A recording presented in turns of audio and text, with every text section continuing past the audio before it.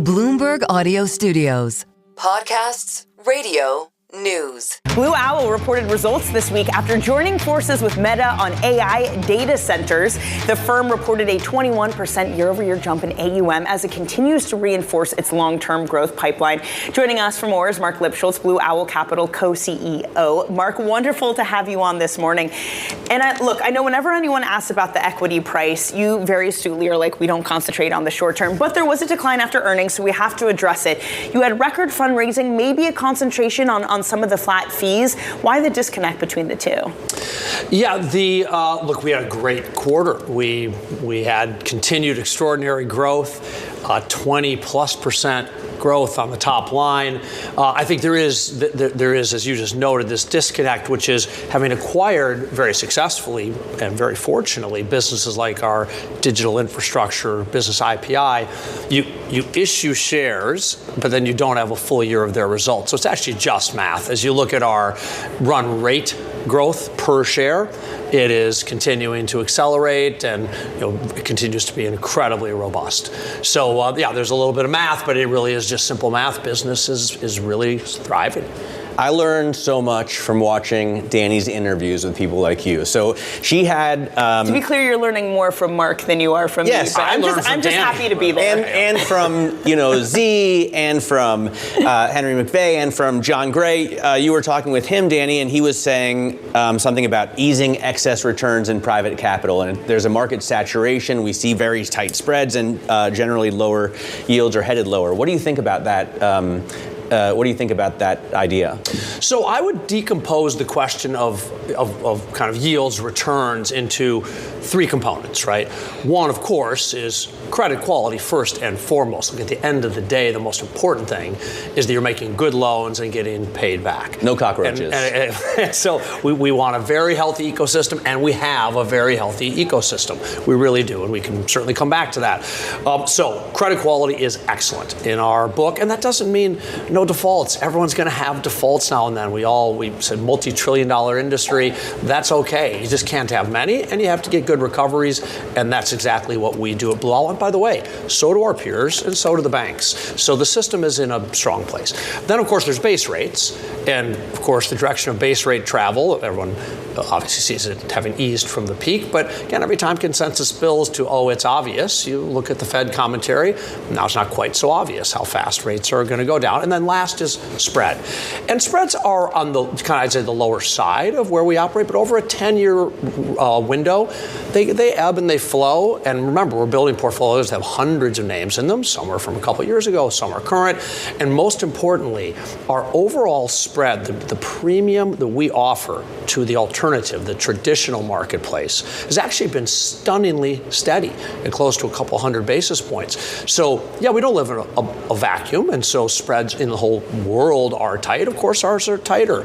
Equity markets are at all-time highs. Like we don't live in isolation, and in that world, spreads are a little bit tighter. But in total, we continue to deliver really outstanding investor results, and that's why we had record fundraising results. I have to say, I really like that point you made about, if we're concerned about private credit, shouldn't we be concerned about equity markets too? They both are trading and reflect a large part of this economy. I would then love to get your take on Meta yesterday. I know you're not a public stock guy, but when they issued more debt, Meta shares fell.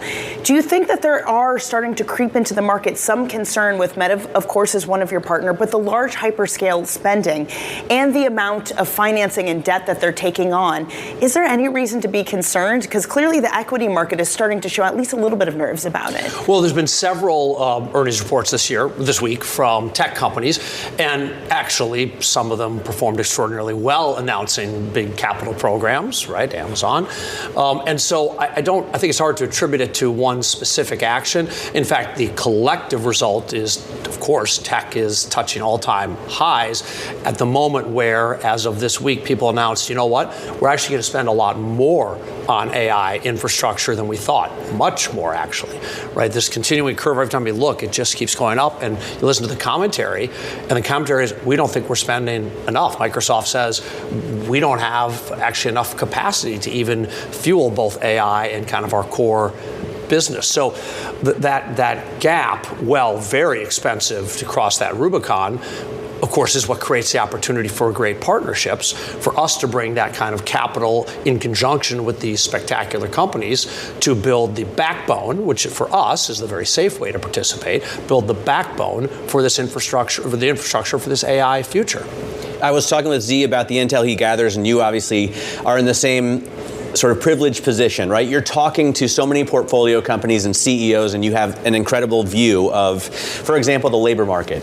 So what are you seeing in your portfolio companies, or what are you hearing people say about the economy in regards to the labor market? Are they going to be slowing hiring or even reducing jobs as they replace some of that productivity with AI? So portfolio companies are, let's start with, very strong and healthy. We have 400 or so in our portfolio, and on average growth remains, both revenue and earnings, in the high single digits. So it's a very healthy place. No, we're not strong companies can reduce headcount as well. Right? Absolutely. Yeah. So no, we have not seen any meaningful change in labor practices, but it is certainly the case that technology itself is making a lot of activity already more productive, and we're at the very front edge. So, it is certainly the case that when you build and invest this kind of capital, you do ultimately have to get a return on it, and some of that will disrupt the traditional labor market. But we are not hearing anything I would call systemic or dramatic at this point within the portfolio, and to the degree it's happening, it's really more about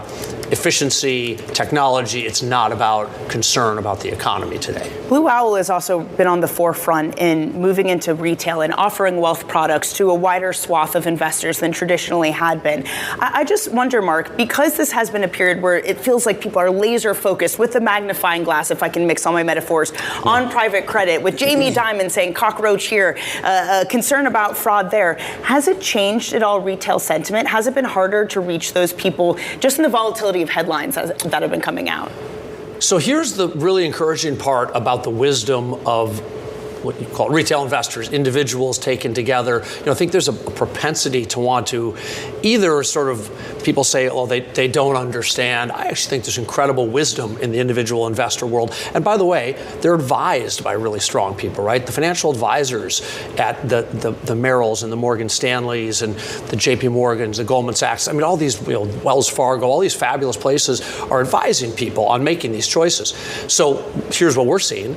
Wealth flows are accelerating even now, this month over last. We see this every day. It's a very data-driven business for us. We are accelerating in wealth this month over last. So actually, I think people are seeing through this noise, and it is a lot of noise. And to your point about, sort of an item here, an item there, I would suggest when we take a step back, because there's almost this mass hysteria taking hold about credit in general, private credit in particular, and it's just not anchored in any facts. It's anchored by repeating a few anecdotes and then kind of just creating hey, you never know. And some of that is intentional. Some of it, I'm sure, is quite sincere by people that just aren't sure. But the truth is that our system, the private credit, not just Blue Owl, our peers are very good at what they do. The banks are very good at what they do. And in total, fortunately for the economy, we have a very healthy credit ecosystem. And to the earlier point, Dani, you repeated, which I think is really important to remember. You cannot believe that we have an unhealthy credit ecosystem and a healthy stock market. Those are not compatible ideas. Well, and I mean, as you point out, the concerns are belied by the fact that investors are still falling all over themselves to get access to funds like yours. Marc, great having you on the program. Thank you so much for joining us. Marc Lipschultz there of Blue Owl Capital.